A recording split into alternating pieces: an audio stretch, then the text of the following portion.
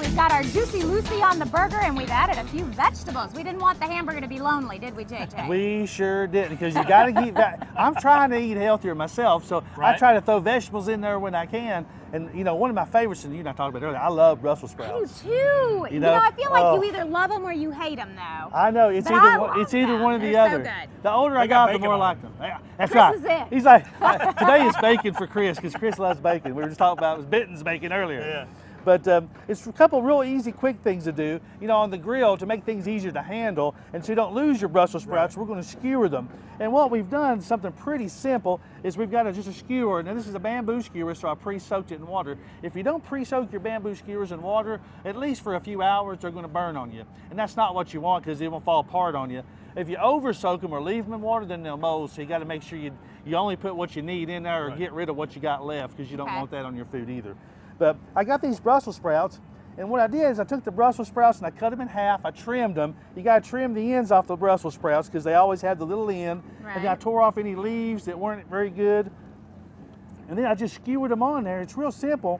Now, did you put an olive oil or something on them? I did. Okay. I drizzled a little olive oil on it so I don't have to mess with it later. Okay. Mixed it all around. I used this disposable pan because I love that when I'm out and about. Now, do you season those as well before you put them on? I sure do. And we're just going to use salt and pepper, but I got to cut them in half. I put them all the same direction so they look uniform. Right. So the round sides in. Nice presentation. Absolutely. Love it. Got to make them beautiful. I put a little cube of bacon. I just cut those in where they made cubes, and then we got our skewer, and that's all we did right there. Okay. Now the next thing you do is we're going to do a little salt and pepper.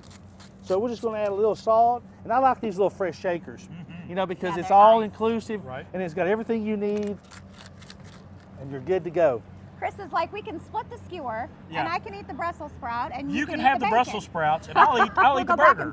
He's already thinking of the burger. I forgot. So now we're going to put those on the grill, and those are just cooked. And if you cut them in half, if they're real big, you know, when you're buying your Brussels sprouts, pick through them a little bit, which is what I did. And I probably made those guys happy because everybody likes the bigger ones to cook with in the oven and stuff, or they're sauteing. I got the smaller ones, and I got them all about the same size. Uniform size, just make sure they cook equally on that. And then for the bacon, does that take longer, or they cook about the same time? I got the thin sliced bacon, and you cut it in such a small piece that will cook about the same time. Brussels sprouts actually take a little while to cook. It's kind of like a little condensed cabbage, and it's really tight in there, so it takes a while to get all the steam from the heating up the water in those leaves. Now with Brussels sprouts, is it smaller, more tender, or larger, a little tougher? Or I think really in the long run, a larger is probably going to be a little bit more tender, because I think as the get bigger, they actually loosen up, the leaves loosen up a little bit. I think it probably makes them a little easier to cook. That's true in life, isn't it? Well, it is. They loosen up a little bit. I haven't made a Brussels sprout I haven't liked yet, so. There you go. Now the next thing we're going to do, because you know we're always thinking about ways to do potatoes and stuff, and we always want to do them on the grill. I did sweet potatoes, and I love sweet potatoes. It was a little nip in the air in the mornings that made me think sweet potato. And I cut these about 1/4 inch, you know, planks. You know, I just cut the ends of them off. I washed them real good, of course. You always want to do that. Now I got this bag, again, another way of easy to do something. You can prep these ahead of time and put them in your cooler and bring them with you when you go camping. But I put them in some olive oil. And then all we're going to do now is we're going to put a little bit more of this salt and pepper on it.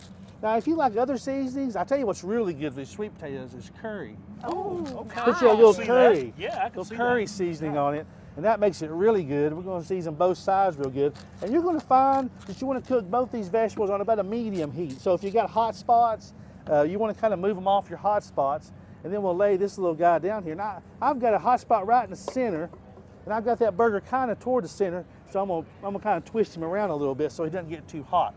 It's really important whenever you got your burger on your grill with the bacon and stuff on it, and the bacon on your Brussels sprouts, you want to watch for flare-ups. Okay. Because you got fat dripping down from that bacon. Sometimes that'll cause you a flare-up or two, and then you kind of got to watch it. See, we're already getting nice good. Pretty char on those, Probably going to take, for the potatoes, it's probably going to take about 5 minutes aside if it's about 1/4 inch and you got it on a medium-high heat.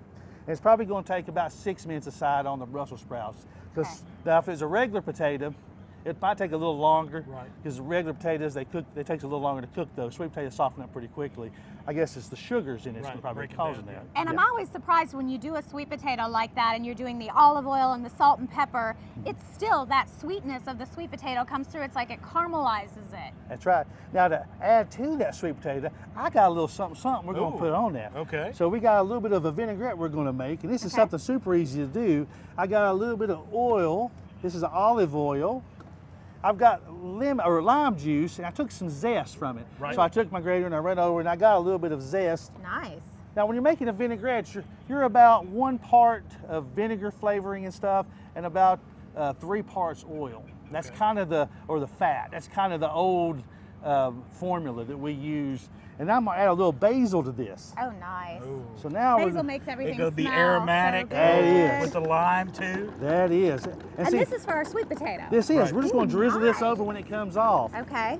Now, well, we did the same thing with our Brussels sprouts. And I've already made it just for a little time, but I've got some pretty cool ingredients on it. I've got honey.